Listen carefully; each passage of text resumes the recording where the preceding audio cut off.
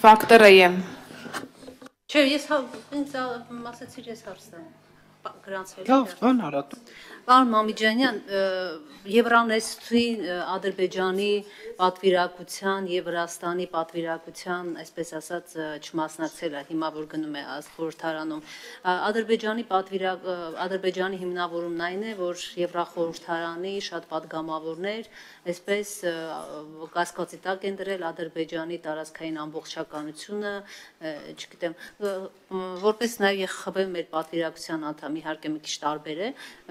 որն է իրենց հիմքը, որ եվրոպացի պատգամավորները օրինակ Արցախահայերի իրավունքների մասին եւ ինչպես է գնահատում խաղաղության դարաշրջան են բացում, բայց հրաժարվում են Հայաստան գալ։ Տեսեք, նախ ԵԽԽՎ-ն ու ԵԽ-ն իրար հետ ոչ մի ընդհանրություն չունեն, որևէ կապ չունեն եւ այս դեպքը ԵԽԽՎ-ի տեսանկյունից վերլուծել հնարավոր չի։ Ես զերծ կմնայի ճիշտն ասած մեկնաբանել այս գործընթացը հայ-ադրբեջանական հարաբերությունների տրամաբանության մեջ եւ առավել եւս հայ-վրացական հարաբերությունների տրամաբանության մեջ, որովհետեւ այդ դիտակետը բացակայում է այս պատմության մեջ որպես այդպիսին։ Վրաստանի իշխանությունների որոշումը դե ակնհայտ է, ինչի հետ է կապված իրենք հայտարարություն են տարածել։ Ադրբեջանը ենթադրում եմ, որ իրենք հղում են անում են բանաձևերին, որոնք ընդունվել են Եվրոպական խորհրդարանի կողմից, եւ մենք շատ շնորհակալ ենք թե որպես ամբողջություն այդ ինստիտուտին, այդ կառույցին եւ թե անհատ պատգամավորներին, որոնք թե պատերազմի ժամանակ, թե դրան հաջորդող շրջանում, թե բլոկադայի ժամանակ ուշադրության կենտրոնում էին պահում եւ առնվազն բանաձևերի մակարդակով հնչեցնում էին, թե ինչ փոխհարաբերություն է Ադրբեջանը Եվրոպական խորհրդարանի հետ այս համատեքստում ունենում, գիտեք, ես չեմ մեկնաբանի, որովհետեւ մենք խոսում ենք մի երկրի մասին, դե լավ որ ԵԽԽՎ-ի օրինակը բերել էիք գնամ այդ ուղղությամբ 70-ից ավել ԵԽԽՎ-ի պատգամավորների persona non grata է հայտարարել, հասկանում եք, իրանք իմ խորին համոզմամբ արդեն անցել են անդառնալիության կետը, աշխարհում խիստ կասկածում եմ, որ կա որևէ երկիր, որը համարում է Ադրբեջանը դեմոկրատական, հաշվի առնելով աշխարհաքաղաքական իրադրությունը եւ էներգետիկ ռեսուրսների հետ կապված իրողությունները, ցավալիորեն որոշ միջազգային կառույցներ եւ որոշ եվրոպական պաշտոնյաներ հանդուրժում են Ադրբեջանի կողմից խայտառակ հակաժողովրդավարական, հակամարտկային, մարդու իրավունքների դեմ ուղղված գործողությունները, չեն տալիս դրանց անուններ, որոնք տրամաբանական կլինեին, ուստի այստեղ մեկնաբանելու շատ քիչ բան կա։ Եվրոպական խորհրդարանին այդ բանաձևերի համար ես շատ շնորհակալ եմ, գործընկերներիս, ովքեր դա նախաձեռնել են տասնապատիկ, հարյուրապատիկ անգամ ավելի շատ, եւ դուք գիտեք, որ ես դիմել էի Հայաստանում ԵՄ դեսպան Մարագոսին խնդրանքով կազմակերպել Բաքվում ԵՄ դեսպանի այցելությունը հումանիտար տեսանկյունից որպիսությունը տեղեկանալու մեր տղաների, մեր հայրենակիցների, մի քանի օր առաջ եմ հանդիպել դեսպանի հետ, երեք այդ հարցը քննարկել ենք մեր գործընկերների հետ Եվրոպական խորհրդարանի, շատ բարդ է, իրականում շատ բարդ է, չեմ ուզենա հանկարծ որևէ մեկի մոտ հույս առաջացնել, բայց ամենայն դեպս փորձում ենք, աշխատում ենք։ Ադրբեջանի դիրքորոշումը պայմանավորված է նաև նրանով, որ Եվրոնեստը որպես կազմակերպայրավական ձև, որպես հարթակ, կարծում եմ, որ մոտ ժամանակում վերափոխումների կենթարկվի, հաշվի առնելով անդամ երկրների կարգավիճակները եւ հարաբերությունների տարբերությունները Եվրամիության հետ, ուստի Ադրբեջանը սա օգտագործել է հերթական անգամ իրենց որևէ իրականության հետ կապ չունեցող օրակարգը առաջ մղելու, բայց ինձ այստեղ ուրիշ բան է հետաքրքրում։ Լավ, հասկացանք Եվրոպական խորհրդարանի հանդեպ ինչ է արել, բայց Հայաստանի Հանրապետության կառավարիչը, որը այդ նույնը ասել է, ինքն է այդ հնարավորությունը տվել Ադրբեջանին այդպիսի բաներ ասելու, խոսելու ինչ որ տարածքային ամբողջականությունից, ներկայացնելու իր ինքնորոշման կոնֆլիկտը տարածքային կոնֆլիկտի տրամաբանության մեջ ու այսպես շարունակ, այնպես որ այլ դերակատարներից բողոքելուց առաջ մենք հիշենք ամեն դեպքում, որ այդ լեզուն Ադրբեջանի բերանը Նիկոլ Փաշինյանն է դրել։ Շնորհակալություն։ Ֆակտորը եմ։ Շնորհակալություն, պարոն Մամիջանյան, ձեր վարչապետի թեկնածուն այսօր վերադառնում է Հայաստան եւ արդեն տեղեկություններ են շրջանառվում, որ հնարավոր է նրան հենց օդանավակայանից ազատազրկեն եւ տեղափոխեն, մի խոսքով ձերբակալեն։ Դուք այս սցենարի դեպքում ինչ եք անելու, արդյոք հնարավոր է որ ձեր վարչապետի թեկնածուն փոխվի թե ոչ, ինչպես եք գնահատում, արդյոք քաղաքական ճնշում համարում եք թե ոչ նրա Դավիթ Համբարձումյանին ձերբակալելը եւ պարոն Մամիջանյան, հիմա քանի որ այսպես շատ կոմպրոմատներ են շրջանառվում, ձայնագրություններ, տեսագրություններ, ասում են, բա սա նորություն չէ Հայաստանում, Սերժի վաղ տեսնեիք ինչեր էին անում, ճիշտ է չէին հրապարակվում, բայց տվյալ անձին կանչում էին փակ սենյակ, դնում էին դիմացը եւ այդ մարդը արդեն իշխանությունների ցանկությամբ որոշում էր կայացնում, սրա հետ կապված ինչ կասեք դուք, եղել է նման դեպքեր թե ոչ։ Նախ պարոն Կիրակոսյան ամեն դեպքում կոչ կանեմ Հայաստանի Հանրապետության պաշտոնաթող նախագահներին, ես գիտեմ, որ մեջբերում արեցիք, բայց Հայաստանի Հանրապետության պաշտոնաթող նախագահներին չենք անվանարկում, վաղ թե ուշ այս կառույցում դա պիտի սովորեն, բացարձակ ձեզողված չի։ Սկսեմ առաջին հարցից։ Այո, պատիվ ունեմ խմբակցության ներկայացրած եւ հետագայում խորհրդարանական եւ արտախորհրդարանական ուժերի հավանությունն ստացած Տեխնացու մասիսի գործող քաղաքապետ, վարչապետի տեխնացու մասիսի գործող քաղաքապետ Դավիթ Համբարձումյանը այսօր, ինչպես եւ հայտարարել էր օրեր առաջ, վերադառնում է Հայաստան։ Իրեն դատապարտել են, դատարանը որպես պատժի միջոց ընտրել է 6 տարի 3 ամիս։ Այդպիսի բան պատմության մեջ ճիշտ ասած ես չեմ հիշում, որովհետեւ մեր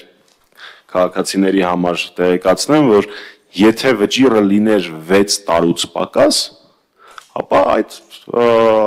պատմությունը կանցներ համաներման տակ եւ պարոն Համբարձումյանին չէին կալանավորի, բայց զարմանալիորեն դատավորը հենց 6 տարի 3 ամիս պատժի չափը ընտրեց որպես վճիռ, տեսնես ինչով է դա պայմանավորված, բոլորով միասին հետագայում կքննարկենք։ Միան որում եւս մեկ անգամ ձեր ուշադրությունը հրավիրեմ այն փաստին, որ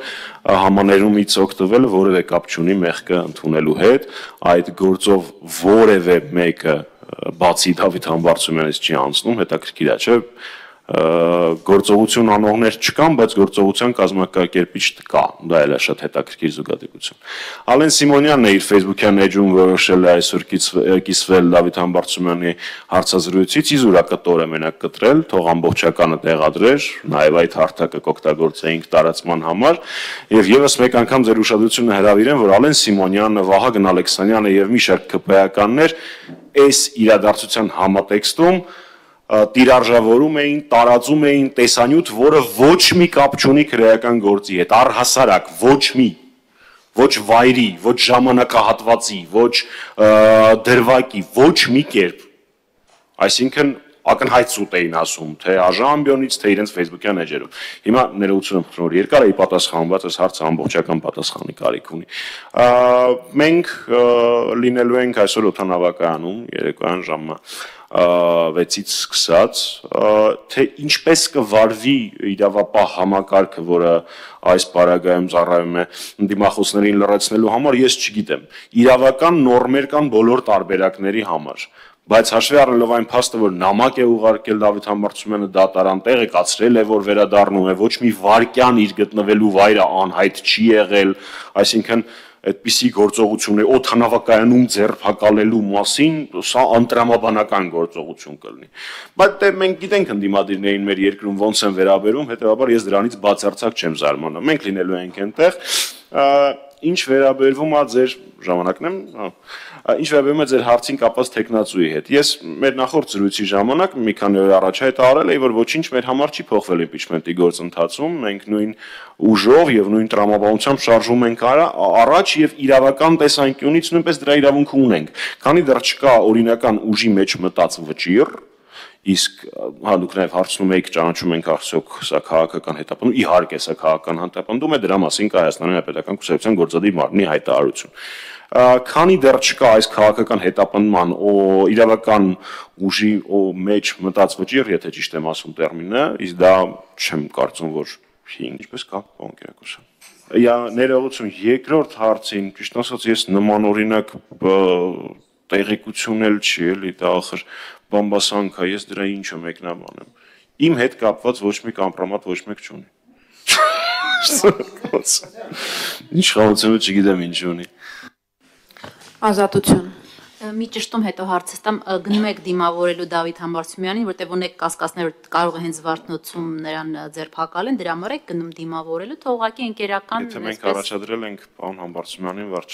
վարչապետի տեխնացու, եթե ինքը հանդիսանում է կուսակցության խորհրդի անդամ եւ իր հանդեպ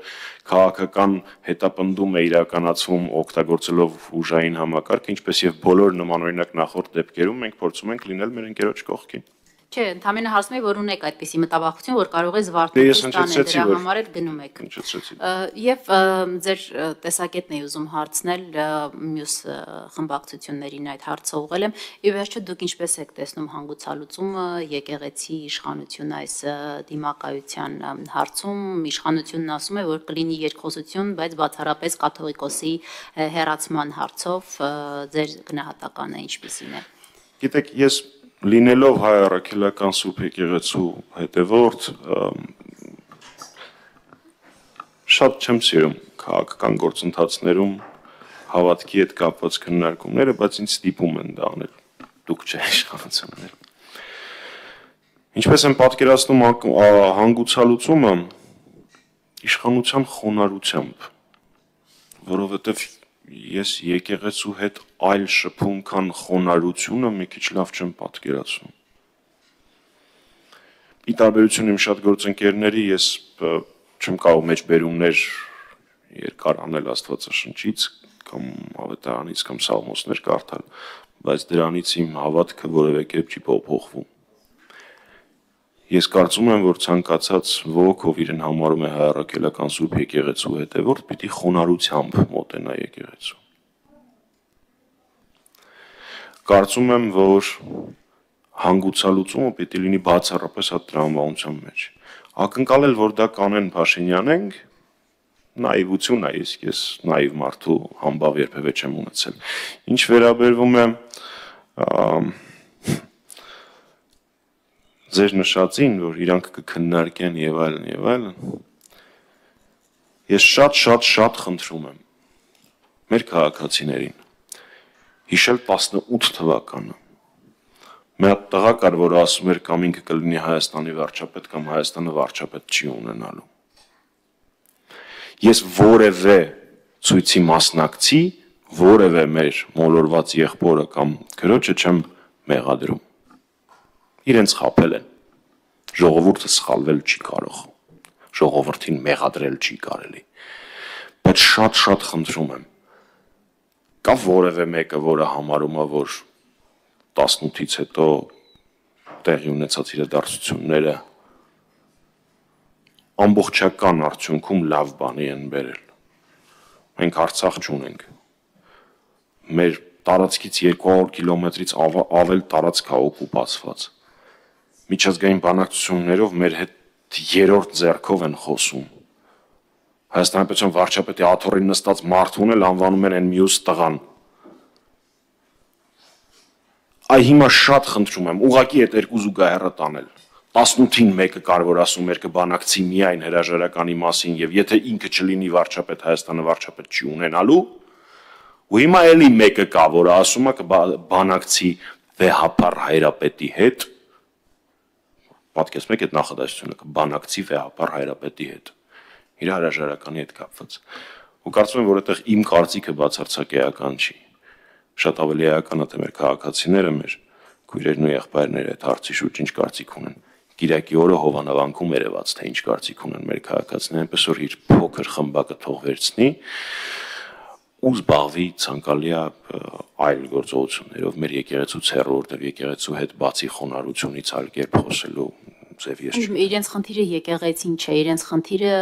կաթողիկոսն է եւ եւս մի քանի հոգեվորական եկեղեցու դեմ իրենք ոչինչ չունեն։ Բայց փաստացի Արշավը եկեղեցու դեմ է, ինչ ուզում է իրանք դա ասեն։ Ազգը։ Մի քիչ փոխեմ իրավիճակը, եթե այս տարվա մոտեցող ավարտին արտահերտ ընտրություններ լինեն կամ լավ եկող տարվա ընտրությունները որպես ընդդիմադիր գործիչ ինչպես եք նայում այս հարցին թե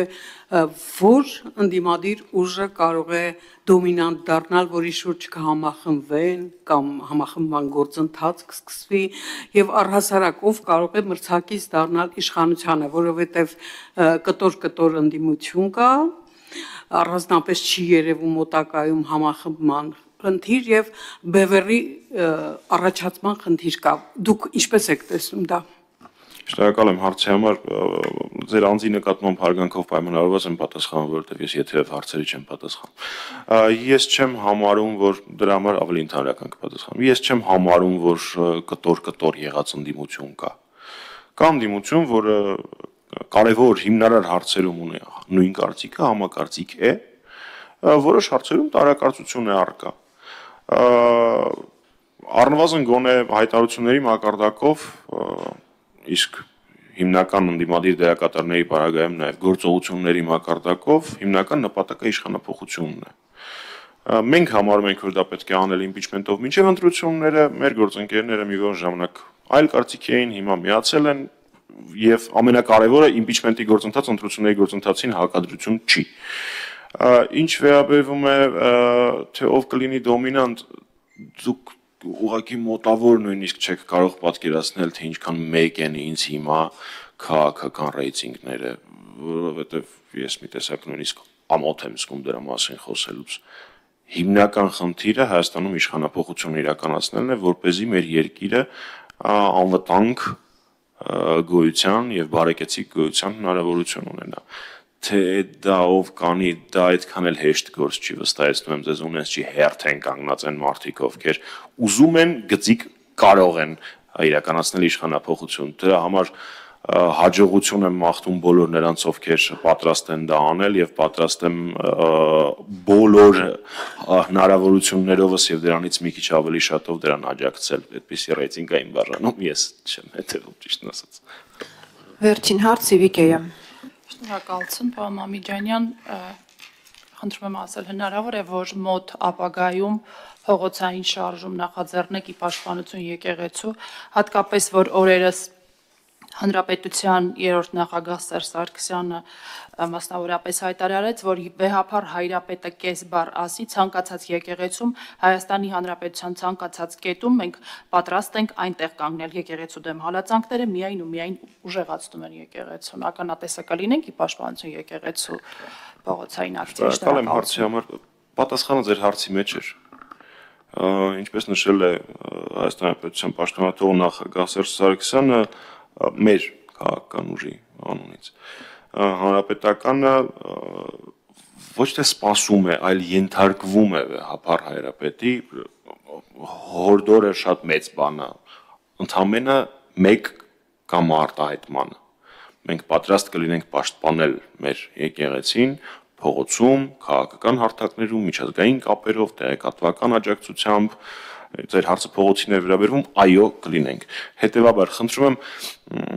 հարցը շատ ճիշտ ընկալել պատասխանը։ Սա չի նշանակում պատասխանատվության տեղափոխում։ Ուղղակի հաշվի առնելով եկեղեցու նվիրական արժեքը, հաշվի առնելով, որ որոշ հրաշքների մտքով երբևէ չանցնի, որ այ դուք դա քաղաքական դիվիդենդի համար եք անում, մենք խոնարհաբար պատրաստ ենք ծառայելու մեր եկեղեցուն, պաշտպանել մեր եկեղեցին այն տարբերակով, որը մեզ եկեղեցին կհուշի, իսկ եկեղեցու ղեկավարը վեհափառ հայրապետն է։ Հետևաբար ձեր հարցի մեջ պատասխանը կար, եթե եկեղեցին, եթե վեհափառ հայրապետը համարի, որ այդ թվում նաև փողոցային ակցիաների միջոցով անհրաժեշտ է պաշտպանել մեր եկեղեցին, հանրապետականը կլինի ամենավտանգավոր տեղում։ Շնորհակալություն։